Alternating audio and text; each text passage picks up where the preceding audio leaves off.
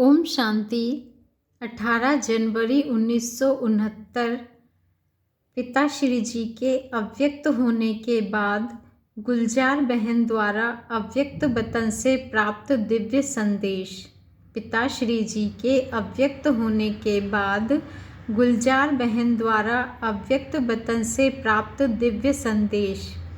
पहला संदेश है, तन और मन की हलचल को समाप्त कर देही अभिमानी बनो। तन और मन की हलचल को समाप्त कर देही अभिमानी बनो। आज जब हम वतन में गई तो शिव बाबा बोले, साकार ब्रह्मा की आत्मा में आदि से अंत तक 84 जन्मों के चक्र लगाने के संस्कार हैं।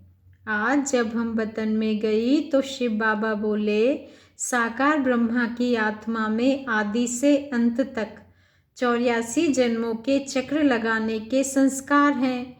तो आज भी वतन से चक्र लगाने गए थे। जैसे साइंस वाले रॉकेट द्वारा चंद्रमा तक पहुँचे और जितना चंद्रमा के नज़दीक पहुँचते गए उतना इस धरती की आकर्षण से दूर होते गए। पृथ्वी की आकर्षण खत्म हो गई।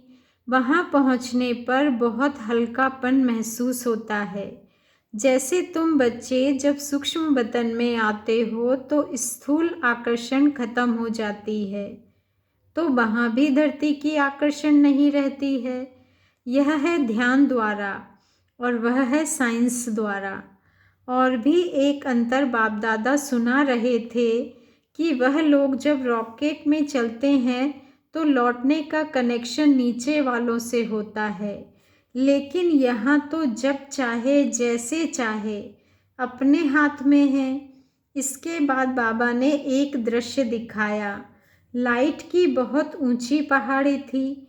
उस पहाड़ी के नीचे शक्ति सेना और पांडव दल था। ऊपर में बाप दादा खड़े थे। इसके बाद बहुत भीड़ हो गई। हम सभी वहाँ खड़े ऐसे लग रहे थे जैसे साकारी नहीं लेकिन मंदिर के साक्षात्कार मूर्त खड़े हैं। सभी ऊपर देखने की कोशिश कर रहे थे लेकिन ऊपर देख नहीं सके, जैसे सभी बहुत तरस रहे थे। फिर थोड़ी देर में एक आकाशवाणी की तरह आवाज़ आई कि शक्तियों और पांडवों द्वारा ही कल्याण होना है। शक्तियों और पांडवों द्वारा ही कल्याण होना है। उस समय हम सबके चेहरे पर बहुत ही रहमदिल का भाव था। उसके बाद फिर कई लोगों को शक्तियों और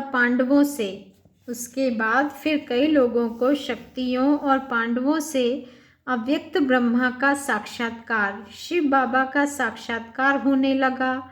फिर तो वह सीन देखने की थी।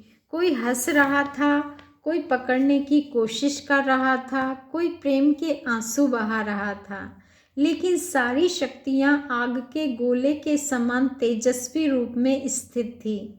इस पर बाबा ने सुनाया कि अंत समय में तुम्हारा यह व्यक्त शरीर भी बिल्कुल स्थिर हो जाएगा। बच्चे, अंत समय में तुम्हारा यह व्यक्त शरीर भी बिल्कुल स्थिर हो जाएगा।